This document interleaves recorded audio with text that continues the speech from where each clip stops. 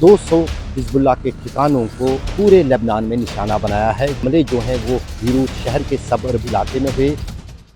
पिछले 24 घंटों के दौरान आईडीएफ यानी इजरायली सेना ने 200 हिजबुल्लाह के ठिकानों को उनके दावे के मुताबिक पूरे लेबनान में निशाना बनाया है, जिनमें 11 हमले जो हैं वो बीरूत शहर के सबअर्ब इलाके में हुए, जहां पर हिजबुल्लाह का गढ़ माना जाता है। लेकिन अगर हम दक्षिणी लेबनान जहां पर मैं खड़ा हूं वहां की बात करें, वहां पर जो है 150 से भी ज़्यादा एरियल स्ट्राइक्स या हवाई हमले जो हैं पिछले 24 घंटों के दौरान सेना जो इजरायली है उसने किए हैं।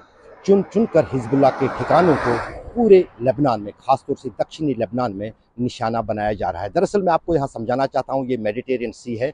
अगर आप इस समंदर के बीच से जाएंगे तो आप सीधे जो है इजराइल के शहरों तक और इजराइल तक पहुँच पाएंगे।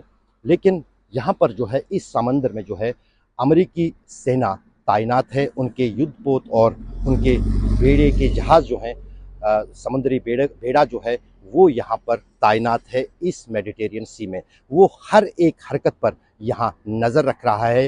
इजराइल की तरफ से कौन से हवाई हमले लेबनान पे हो रहे हैं और जो हिजबुल्लाह और ईरान की तरफ से स्ट्राइक्स होती है उस पर भी उनकी निगाह है।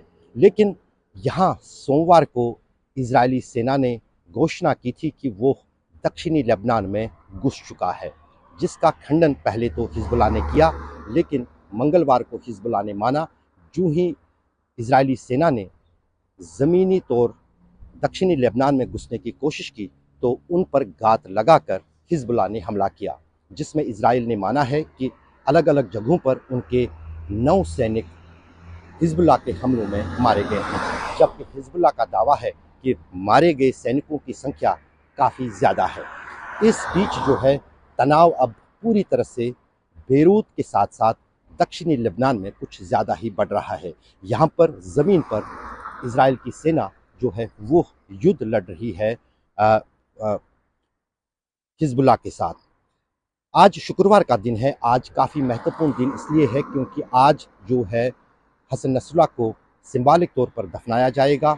ये अभी साफ नहीं है कि उनको कहाँ पर दफनाया जाएगा, क्या बेरूत में ही या लेबनान में ही उनको दफनाया जाएगा या फिर उनका शव जो है वो बाद में करबला में दफनाया जाएगा। लेकिन जो जनाजे की नमाज, जो आखिरी नमाज होती है किसी भी गुजरे हुए शख्स के लिए या मरे हुए शख्स के लिए, वो जो है लेबनान से लेकर ईरान तक, सीरिया में और यहाँ तक कि इराक में भी वो जनाजे की नमाज जो है, गायबाना जनाजा जो है वो हसन नसरुल्लाह के लिए पढ़ा जाएगा। और महत्वपूर्ण बात यह है कि ईरान में उसकी अगवाई ईरान के सुप्रीम लीडर अयतुल्लाह खुमैनी करेंगे और उस बीच वो उससे पहले देश को संबोधित भी करेंगे, जो काफ़ी महत्वपूर्ण है। वो अपने संबोधन में इस जंग को किस दिशा में लेना चाहते हैं उसमें इसराइल के साथ साथ अमेरिका के लिए भी संदेश होगा, क्योंकि ईरान के सुप्रीम लीडर की कोई भी बात लकीर होती है और वही ईरान की सरकार फिर आगे बढ़ाती है। और महत्वपूर्ण ये भी है कि जो इस्लामिक रेवोल्यूशनरी गार्ड, सबसे महत्वपूर्ण सेना जो ईरान की है, वो जो है वो सीधे सुप्रीम लीडर के अंडर आती है और सुप्रीम लीडर ही उसकी तैनाती और उसके अगले कदम को लेकर निर्णय और फैसला लेते हैं। जाहिर है कि शुक्रवार की नमाज और ईरान के सुप्रीम लीडर के आज के वक्तव्य पर दुनिया और पूरे इस क्षेत्र की नज़रें टिकी होगी और वही आने वाले दिनों में इजराइल और लेबनान के बीच जंग की दिशा तय करेगा और साफ हो जाएगा कि ये जंग कहाँ तक फैलने जा रही है। अशरफ वानी, दक्षिणी लेबनान, आज तक।